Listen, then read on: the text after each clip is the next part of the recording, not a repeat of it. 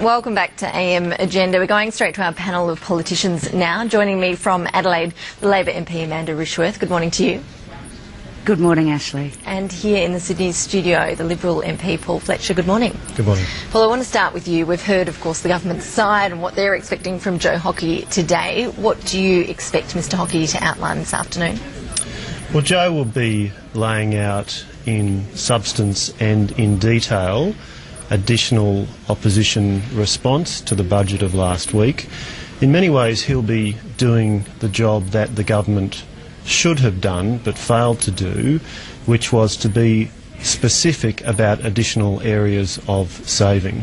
Quite frankly, we've got a government that is continuing to spend. We've got a budget deficit this year, they're proposing, which is the second largest since World War II at $41 billion.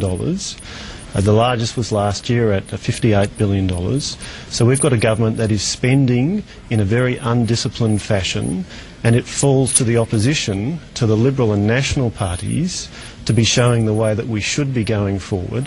It always falls to our side of politics to clean up the mess. Well, of course, the government would argue that it is bringing the budget back into surplus a lot earlier than planned. You mentioned well, that's details. Ridiculous. They're saying that the budget will be in surplus in 3 years' time, not now. Only $1 billion in a budget of $350 billion. We just don't believe it. Will Joe Hockey today have detailed costed policies, or do we have to wait for that until closer to the election? Well, look, you'll have to wait and see what Joe has to say today in his speech at the National Press Club, but what he will be demonstrating is the economic credibility and the serious thinking which the opposition is putting into how we deal with the budget problem that we face as a nation, because the government is not treating our budget in a responsible way. Well, one idea we did hear from Tony Abbott in his budget reply was this cut to the public service. The government, you would have heard Nick Sherry saying that the amount of savings that Tony Abbott indicated just isn't correct. It's only going to be about half of the amount that Mr Abbott mentioned in his speech. Is that surprising to you that Mr Abbott has got the figures so wrong, according to Treasury, no less? I'll tell you what's not surprising to me is that you have Labor focusing on specific suggestions that we're putting forward, attacking them, but what we're talking about is the overall tenor and approach of this budget. A $41 billion deficit. A $41 billion deficit in a circumstance where the government's own budget papers say we're in significant recovery. They're projecting full employment quite soon. So you've got this budget still in a significant stimulus mode at a time when their own budget papers are saying that we're heading towards, in due course, full employment. What we've got is a Labor government that is addicted to spending. They've got the second highest deficit on record, and the debt is still going up, and they're doing nothing about it. And their response is to quibble on the details of the constructive suggestions that we're putting forward. Well, what you're going to see from Joe Hockey today is additional suggestions of detail about how we would deal with the budget if we were in government. We are putting forward to the Australian people a series of detailed proposals. And in many ways, we are doing the job that the government ought to be doing and is failing to do. Amanda Rishworth, there's quite a few things for you to respond to there, but what about this argument of debt and deficit? The government, of course, was hoping to cancel that out by focusing on the return to surplus in the last budget, but as Paul Fletcher points out, it is still a very big deficit, and the coalition's going to be reminding voters of that over and over again as we approach the election. Well, look, really, what Paul is doing is just focusing on the debt and deficit campaign that the opposition has been running. And really what we've seen in the budget that the government has delivered is that now that we are doing better economically as a nation after reacting actively and decisively to the global financial crisis, we're now seeing a situation where we're able to return the budget in a responsible way back to surplus 3 years earlier than what was currently forecast. But I think Paul's trying to, get around the important issue that Mr Hockey has to face, and that is that he not only has to make sure that he puts up some credible savings alternatives that would bring as Mr Abbott has suggested, the budget back into surplus just as fast as the government.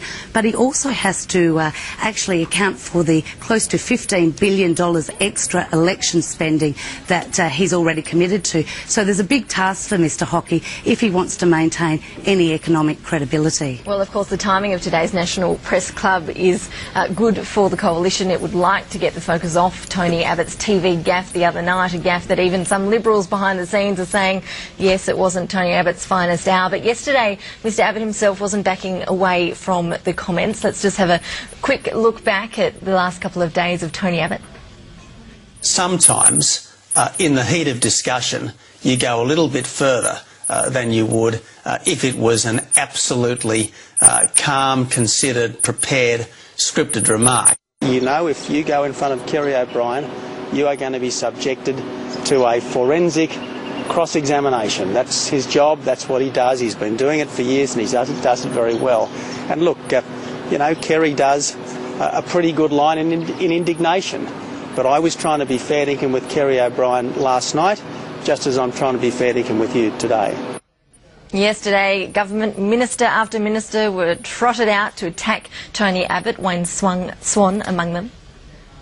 We've seen Mr Abbott crack under pressure. Phony Tony and Sloppy Joe are a very big risk to the Australian economy. Now the task has gone to Sloppy Joe to put forward tomorrow a fully funded and costed program that will bring the budget back to surplus in 3 years. That's what we'll expect to see from Sloppy Joe. Amanda Rishworth, everyone except Kevin Rudd seemed to comment on Tony Abbott's TV interview. Is the reason Mr Rudd himself didn't come out because credibility, trust, honesty, these aren't qualities where voters are really rating Mr Rudd at the moment either? Well, look, what Tony Abbott did on the 7:30 report was actually crack under pressure. And what he did was say to the Australian people that if I'm feeling in the heat of a discussion, I'm not going to be accountable necessarily for what I say. And that's a very serious, I think, serious claim to say that I'm not actually going to be able to be held accountable for what I say. And this is a man that wants to be Prime Minister. He, you know, and being Prime Minister would have him go off to the G20 and other world forums. I mean, what is the world supposed to take from this? That if he's talking in the heat of the moment at the G20 summit, that indeed, if it's not written down, he can't be actually trusted. So I think what Tony Abbott has done here is actually asked permission from the Australian people that if he's under pressure, if he's in the heat of the moment, that he can't be held accountable, and ask permission for the Australian people not to hold him accountable. I think that's very serious. Paul Fletcher, did those comments made by Tony Abbott, did it rattle you and your colleagues, remind you perhaps of how badly Tony Abbott performed in the last election campaign when he infamously swore at the now Health Minister Nicola Roxon? He had to apologise to Bernie Banton, who was at the time dying from asbestosis. Did this worry your colleagues? Absolutely not. Look, it's very interesting when we heard both Wayne Swan and Amanda just there both use the same phrase, crack under pressure. This is the Labor spin machine trying to get a message out. If you want to see somebody who cracked under pressure, have a look at Kevin Rudd on the 7:30 report last week. Frothing with indignation at the fact that Kerry O'Brien was prepared to test him on how genuine he was about delivering on his promises on the emissions trading scheme. But look, the real issue is this. Tony Abbott is a very authentic Australian. People recognise he's an authentic Australian. He was having a very honest and authentic conversation on Monday night. The key issue Paul, is we have seen this Labor government break promise after promise. They promised Grocery Watch, they didn't deliver. They promised Fuel Watch, they didn't deliver. Sorry, they promised 260 GP super just to clinics. clarify though, you're saying that Tony Abbott's being authentic about sometimes not telling the truth. Tony Abbott is an authentic. People know Tony Abbott and they will judge him against Kevin Rudd and a Labor government which has broken promise after promise after promise. They promised 260 early childhood centres. They came out and said, oh, we've changed that, it's only going to be 38. They promised all these GP super clinics, only 2 have been built. They promised Grocery Watch, they didn't deliver it. They promised Fuel Watch, they didn't deliver it. Kevin Rudd promised to be an economic conservative and he has been spending without restraint. We've got 2 of the biggest deficits on record. There was, of course, the global financial crisis in the midst of that. Look, I know that is another argument, but I don't want to get into it right Didn't they leap upon that to say, great, we've got an agenda now, we've got an excuse to spend money? But the important point is this. When we go to the Australian people at this election, they will know what we stand for. Tony was simply making the point, which is blindingly obvious, that a considered, detailed policy statement that you put out to the Australian people is something that they can place great reliance upon, and that is something different to an off-the-cuff response in a media interview. Now, the point is, we offered a considered, detailed response on paid parental leave, and we said that needs to be funded because we need to demonstrate our economic credibility. And in funding that with a levy, Kerry O'Brien was putting to Tony Abbott that was different to what Tony had said in a media interview. But the really important, there's a very important distinction. Labor made a set of policy promises before the last election, and then they got into government and broke promise after promise after promise. We are in the process here of developing and releasing policies, and we have developed and released a policy on paid parental leave. Everybody knows what we stand for. Judge us on when we get into government and whether we deliver on that promise.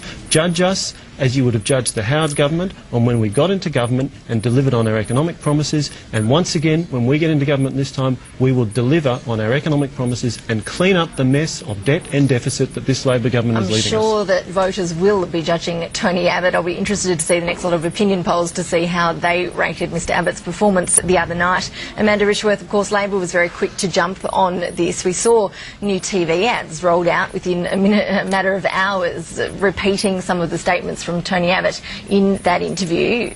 Between those Labor ads and the union ads attacking work choices, which is a policy that the opposition has already said it won't be bringing back, and we're still waiting for the IR policy to be unveiled by the Liberals, how much would be spent already on advertising? It seems like an awful lot. Well, look, all I can say is that, and I just want to respond to something Paul said. I mean, if you want to talk about spin, the word authentic has been trotted out by every single Liberal spokesperson that's come out and said that Tony Abbott was just being authentic. But I think there is a real question over what he plans to do when it comes to industrial relations. We've seen that originally at his press conference he said the phrase work choices is dead, and didn't necessarily back that up with the policy. He then said in his budget reply that unfair dismissal was going to be changed and individual contracts were back on the table. So I think there is a genuine concern out there, and certainly one that needs to be expressed to the Australian people, that Tony Abbott cannot be trusted not to bring back work choices. It'll be back on the table, and Tony Abbott will be its champion. And I think that's very concerning for the Australian people, and Tony Abbott does need to come clean and explain what his plan is when it comes to work choices. I think when it comes back to Tony Abbott being authentic, I think the question really comes is you know, what we're talking about here is a commitment not to increase taxes. That was a commitment. I will not increase taxes. And then we've seen the backflip with the paid parental leave scheme and the levy on business. So I think in the heat of the discussion, if it's not written down, I think there are some serious concerns about whether or not Tony Abbott can be trusted, whether or not he cracks under pressure, and whether or not his commitment about the phrase work choices is dead, etc., is actually believable. But Amanda, back to my original question, the Labor Party seems to be spending an awful lot of money on these personal attacks against Tony Abbott. We heard in that grab earlier from Wayne Swan, he keeps referring to Joe Hockey as sloppy Joe, which I feel like I don't really listen to anymore because we hear it so often in Parliament. But some of my colleagues have been saying, is that really fair game to label some of these leading politicians like that? Is Labor playing dirty politics here?